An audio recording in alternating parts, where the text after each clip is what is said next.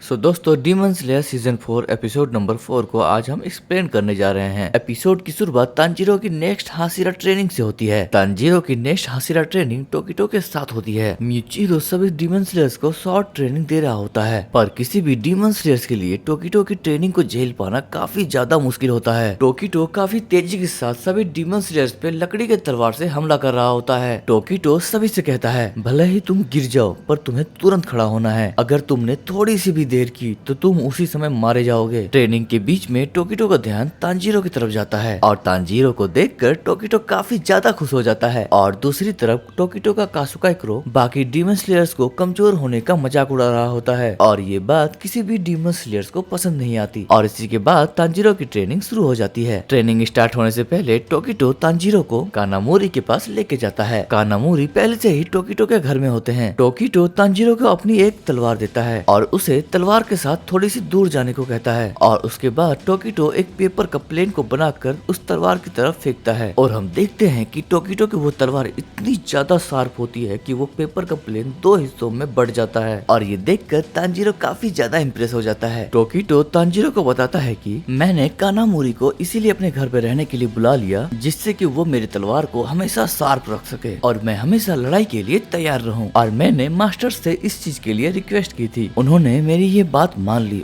और ये special room भी बना दिया। आगे टोकिटो थोड़ा उदास होकर कहता है, काश मास्टर इस चीज में फोकस करने की जगह अपने हेल्थ में फोकस करते तो वो ज्यादा अच्छा होता। वो हमारा काफी ज्यादा ध्यान रखते हैं, हमें उनके लिए ग्रेटफुल होना चाहिए। और अगले ही सीन में टोकिटो डीमन स्लेयर्स के साथ ट्रेनिंग कर रहा होता है और तभी टोकिटो कहता है कि तुम्हें इमोशनल होकर कभी भी नहीं लड़ना चाहिए और हमेशा सावधान रहना चाहिए। चाहे तुम 10 में से 9 बार ही क्यों न जीत जाओ, पर एक हार तुम्हारी जान ले सकती है। तुम्हें अपने मूवमेंट्स को काफी ज्यादा तेज करना होगा जैसे कि तुम आगे चल के सरवाइव कर पाओ। और उसी के बाद टोकिटो आज की ट्रेनिंग यहीं पे खत्म करता है और वहाँ से चला जाता है। टोकिटो के जाने के बाद सभी डीमन स्लेयर तांजीरो के पास जाते हैं और उससे कहते हैं कि तुम्हें टोकिटो से बात करनी चाहिए जिससे कि वो अपनी ट्रेनिंग थोड़ी सी नॉर्मल कर दे। अगर उसकी ट्रेनिंग ऐसे ही हार्ड चलती रही तो हम डीमन स्लेयर से लड़ने से पहले ही मर जाएंगे। और इस पे तांजीरो उन्हें समझाता है, तुम लोगों को ये भी समझना चाहिए कि ये ट्रेनिंग तुम लोगों से ज्यादा टोकिटो के लिए हार्ड है क्योंकि वो बिना रुके तुम लोगों को ट्रेनिंग देते जा रहा है। और ये देखकर बाकी के डीमन स्लेयर्स चुप हो जाते हैं। ट्रेनिंग के बाद तांजीरो मुंह धो रहा होता है, तभी एक डीमन स्लेयर तांजीरो को आके कहता है, कम से कम टोकिटो हम लोगों से अच्छे से बात तो कर सकता है। तांजीरो कहता है, मुझे तो लगता है कि टोकिटो पहले के मुकाबले काफी अच्छे से बात कर रहा है। और ये सुनकर सभी डीमन स्लेयर्स चौंक जाते हैं। तभी तांजीरो को टोकिटो बाहर जाते हुए दिखाई देता है और इसमें तांजीरो सोचता है कि इस समय टोकिटो शाम के समय कहाँ बाहर जा रहा है। सभी डीमन स्लेयर तांजीरो को बताते हैं कि टोकिटो इसी समय रोज शाम को बाहर जाते हैं। और इसी के बाद रात हो जाती है और रात होते ही पूरे विलेज में बहुत सारे डीमंस के आके यहाँ वहाँ घूम रही होती है जिसे कि एक डीमन कंट्रोल कर रही होती है। ये डीमन कोई और नहीं,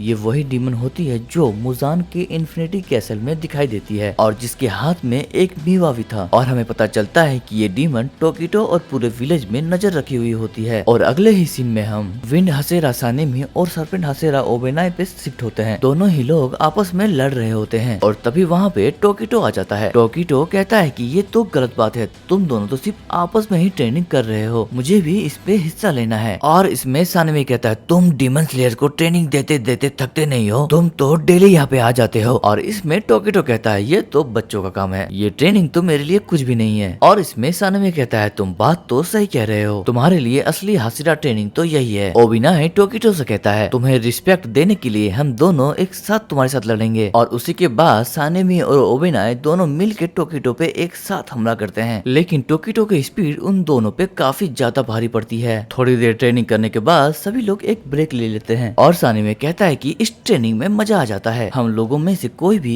एक सेकंड के लिए भी अपना ध्यान इस लड़ाई में से हटा ले तो उसे काफी चोट लग सकती थी। ओबिनाई कहता है, ऐसा ट्रेनिंग का यही तो मजा है। सानेमी कहता है, दिन में डीमन स्लेयर के साथ ट्रेनिंग करो और शाम में तुम्हारे साथ करो, ये एकदम बढ़िया शेड्यूल है। और उसके बाद सानेमी टोकिटो से उसकी ट्रेनिंग के बारे में पूछता है, तभी टोकिटो बताता है कि आज तांजीरो ने भी ज्वाइन किया है, उसके घाव अब भर रहे हैं। ओबिनाई, जब तक तांजीरो तुम्हारे ट्रेनिंग तक पहुंचेगा वो एकदम हील हो चुका होगा। और इसमें ओबेनाई कहता है ठीक है, तब तो मुझे अपने आप को रोकने की बिल्कुल भी जरूरत नहीं पड़ेगी। सानेमी कहता है भले ही तांजीरो थोड़ा सा स्ट्रॉन्ग हो गया हो, इसका मतलब ये नहीं कि वो एक हाशिरा की बराबरी कर सकता है। और ये सुनकर टोकिटो मुस्कुराने लगता है और अगले ही दिन फिर से टोकिटो डीमन स्लेयर्स को ट्रेनिंग दे रहा होता है और फिर से बाकी दिनों की तरह सभी डीमन स्लेयर टोकिटो के सामने टिक नहीं पा रहे होते हैं। टोकिटो सोचता है सभी डीमन स्लेयर्स खुद को बचाने के लिए पूरी तरीके से कोशिश नहीं कर रहे होते हैं, इसीलिए टोकिटो उन्हें असली तलवारों के साथ ट्रेनिंग करने के लिए कहता है। टोकिटो एक डीमन स्लेयर को खुद के साथ लड़ने के लिए बुलाता है। टोकिटो के हाथ में एक असली तलवार को देखकर उस डीमन स्लेयर की फट चुकी होती है। जब सभी डीमन स्लेयर्स लकड़ी के तलवार से उनके साथ लड़ रहे थे तो उनको चोट लग रही थी और अगर वो असली तलवार के साथ उनके साथ लड़ेगा तो क्या होगा, यही सोचकर वो डीमन स्लेयर हार मान लेता है। तब टोकिटो उसके पास जाता है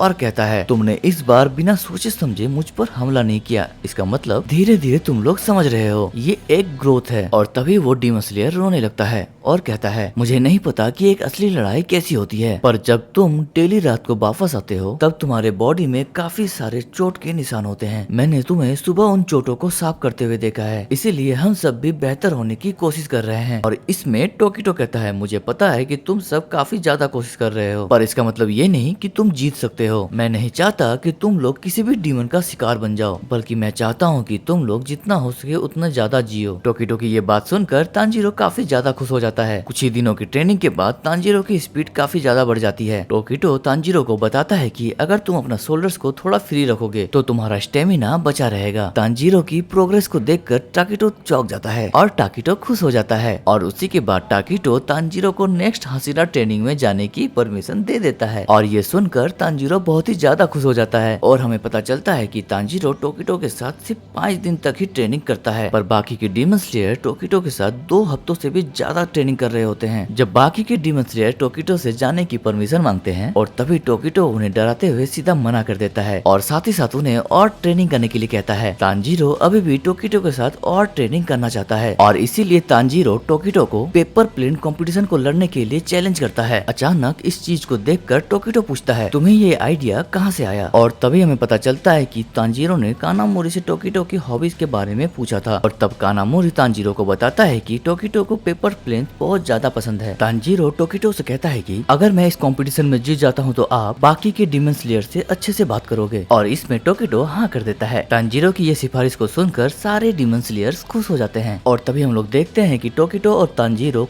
पेपर प्लेन का कंपटीशन को स्टार्ट करते हैं। और टोकिटो तांजीरो से कहता है अगर 10 में से एक बार भी तुम्हारा पेपर प्लेन मेरे पेपर प्लेन से ज्यादा देर तक उड़ता रहा तो तुम ये कंपटीशन जीत जाओगे। और तांजीरो कहता है क्या सही में? और इसमें टोकिटो कहता है तुम मुझे एक भी बार नहीं हरा पाओगे। और इसके बाद कंपटीशन शुरू होता है और टोकिटो बड़े ही आसानी के साथ तांजीरो के 10 में से 10 बार हरा देता है और ये देखकर तांजीरो बहुत ही ज्यादा उदास हो जाता है। और हम देखते हैं कि टोकिटो और तांजीरो को देखकर बाकी के डीमन स्लेयर्स टोकिटो को पेपर प्लेन कंपटीशन के लिए चैलेंज करते हैं और इससे टोकिटो और बाकी के डीमन स्लेयर्स आपस में घुल मिल जाते हैं। और तभी तांजीरो आखिरी बार टोकिटो को चैलेंज करता है और कासुका एक क्रो तांजीरो का वो प्लेन को फाड़ देता है, जिसके बाद टोकिटो और तांजीरो का क्रो आपस में लड़ने लगते हैं। और आगे आखिरी बार सभी के सभी डीमन स्लेयर और तांजीरो और टोकिटो सभी मिलके एक साथ पेपर प्लेन को हवा में छोड़ देते हैं और हम देखते हैं कि सभी का पेपर प्लेन हवा में दूर तक उड़ता ही जाता है और ये देखकर सभी लोग काफी खुश हो जाते हैं। और अगले ही सीन में तांजीरो अगले हाशिरा ट्रेनिंग में जाने से पहले टोकिटो से बात करता है। तांजीरो टोकिटो को बताता है कि नेजुको अब सूरज की रोशनी में निकल सकती है और इसीलिए मुजान अब नेजुको के पीछे है, पर आजकल डीमंस के हमले काफी कम हो गए हैं, मुझे लगता है जरूर कुछ बड़ा होने वाला है। टोकिटो कहता है इसीलिए हमने ये हाशिरा ट्रेनिंग रखी है जिससे कि सभी लोग स्ट्रॉन्ग बन सके। तांजीरो कहता है मुझे नेजुको की चिंता हो रही है, पर मैं उसे अपने मिशन के दौरान लेके नहीं घूम सकता हूँ और इससे मुजान को नेजुको को पकड़ना और भी ज्यादा आसान हो जाएगा। और इस पर टोकिटो कहता है इससे डीमंस भी एक साथ मिलकर तुम पे हमला करेंगे और हो सकता है कि मुजान भी छुप के हमला करे। और इसके बाद तांजीरो टोकिटो को ये प्रॉमिस करता है कि वो और भी ज्यादा ट्रेनिंग करके और स्ट्रॉन्ग बनेगा जिससे कि वो नेजुको को बचा सके। टोकिटो कहता है तुम बहुत ज्यादा पॉजिटिव हो और इसमें तांजीरो कहता है कि मुझे चिंता करने की कोई जरूरत नहीं है क्योंकि इस समय कोई एक ऐसा इंसान है जो नेजुको की सुरक्षा कर रहा है जिस पर मैं पूरा विश्वास करता हूँ। और हम देखते हैं कि साकोंजी उरोकोडाकी खुद नेजुको की देखभाल कर रहे होते हैं और लास्ट में टोकिटो तांजीरो से कहता है चलो मिलकर मुजान को हराते हैं। और उसके बाद ही हम लोग देखते हैं कि तांजीरो मित्सुरी के पास ट्रेनिंग के लिए पहुंच जाता है। तांजीरो को मित्सुरी के घर से शहद की स्मेल आ रही होती है और मित्सुरी उससे बताती है कि उसने बीज को पालना चालू किया है जिससे कि वो अपने पेन केक के ऊपर शहद डाल के खा सके। और उसी के बाद मित्सुरी तांजीरो को अपने साथ अपने घर के अंदर ले जाती है। सो दोस्तों, इसी के साथ ये एपिसोड यहीं पे खत्म होता है। वीडियो अगर पसंद आए तो लाइक, शेयर एंड सब्सक्राइब कर देना और इस चैनल को सपोर्ट करना।